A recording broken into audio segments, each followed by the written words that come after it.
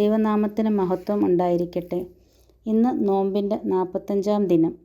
നോമ്പിൻ്റെ അവസാന ദിനങ്ങളിലേക്ക് കടന്നിരിക്കുന്ന നമ്മളെ കൂടുതൽ ഗൗരവമുള്ള ചിന്തകളിലേക്ക് നയിക്കുന്ന വേദഭാഗങ്ങളാണ് ഇന്നത്തെ. 3 പ്രധാന കാര്യങ്ങൾ ഇന്നത്തെ വേദഭാഗങ്ങളിലൂടെ നമുക്ക് ചിന്തിക്കാം. ആദ്യമായി, അനുതപിച്ച് ദൈവസന്നിധിയിൽ നിന്നും വിടുതൽ പ്രാപിക്കണം. സംഖ്യാപുസ്തകം 21:1-16 പ്രതിഫലിക്കുന്നത്, ഇസ്രായേൽ മക്കൾ മരുഭൂമിയിൽ വെച്ച് പിറുപിറുത്തപ്പോൾ യഹോവ അഗ്നിസർപ്പങ്ങളെ അയച്ചു. പക്ഷേ അവർ അനുതപിച്ചപ്പോൾ മോശ യഹോവയോട് ജനത്തിനു വേണ്ടി പ്രാർത്ഥിച്ചു. കരുണാമയനായ ദൈവം അവിടെ വിടുതലയച്ചു.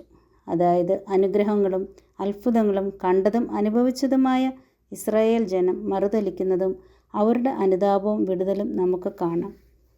രണ്ടാമതായി, കൃപയാലല്ലോ നിങ്ങൾ വിശ്വാസം മൂലം രക്ഷിക്കപ്പെട്ടിരിക്കുന്നത്. എഫെസ്യർ 2:1-22 വരെയുള്ള ഭാഗങ്ങൾ. ഇവിടെ നമുക്ക് രക്ഷയെക്കുറിച്ച് കാണാം. രക്ഷ എവിടെ നിന്ന് വരുന്നു? രക്ഷ എങ്ങനെ വരുന്നു? രക്ഷ നമ്മുടെ കർത്താവായ യേശു ക്രിസ്തുവിൽ നിന്നും വരുന്നു.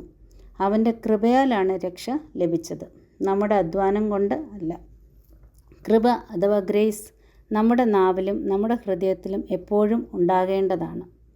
എഫെസ്യർ 2:8-9 വാക്യങ്ങളിൽ, കൃപയാലല്ലോ നിങ്ങൾ വിശ്വാസം മൂലം രക്ഷിക്കപ്പെട്ടിരിക്കുന്നത്. അതിന് നിങ്ങൾ കാരണമല്ല, ദൈവത്തിൻ്റെ ദാനമത്രയാകുന്നു. ആരും പ്രശംസിക്കാതിരിപ്പാൻ പ്രവൃത്തികളും കാരണമല്ല. നമ്മൾ ലോകത്തിൻ്റെ മോഹങ്ങൾ അനുസരിച്ച് നടന്നപ്പോൾ നമ്മെ വീണ്ടെടുത്ത ദൈവത്തിൻ്റെ സ്നേഹത്തെക്കുറിച്ച് വിശേഷിപ്പിച്ചിരിക്കുന്നത് മഹാസ്നേഹം എന്നാണ്. പാപങ്ങളാലും അതിക്രമങ്ങളാലും നന്ദികേടിനാലും ദൂരെ നിന്ന് നമ്മെ അവൻ കൃപയാൽ തന്നോടടുപ്പിച്ചു. അതിനായി സ്വന്തം ജീവനും കൊടുത്തു. എഫെസ്യർ 2:13, മുമ്പേ ദൂരസ്ഥരായിരുന്ന നിങ്ങൾ ഇപ്പോൾ ക്രിസ്തുയേശുവിൽ ക്രിസ്തുവിൻ്റെ രക്തത്താൽ സമീപസ്ഥരായിത്തീർന്നു. അതിനാൽ ഇന്ന് ആയിരിക്കുന്ന കൃപയിൽ നാളെയും ജീവിക്കാനായി നമ്മുടെ ജീവിതങ്ങൾ, ചിന്തകൾ, പ്രവൃത്തികൾ നാം ക്രമീകരിക്കണം. മൂന്നാമത്തെ ചിന്ത, അനുദിന ജീവിത സാഹചര്യങ്ങളും അവിടെ ദൈവകൃപയിൽ നിൽക്കുവാനുള്ള ഉപദേശങ്ങളും. അതായത് തിരിച്ചറിവോടെ ജീവിക്കുക, നന്മയിലും കൃപയിലും ജീവിക്കുക. മത്തായി 24:1-28 വരെയുള്ള വാക്യങ്ങളെ ആസ്പദമാക്കിയാണ് ഈ ചിന്ത. കുറേ ആചാരങ്ങൾ മാത്രം ആകരുത് നമ്മുടെ വിശ്വാസം, പിന്നെയോ ഹൃദയത്തിൽ നിന്നും വരുന്നതായിരിക്കണം.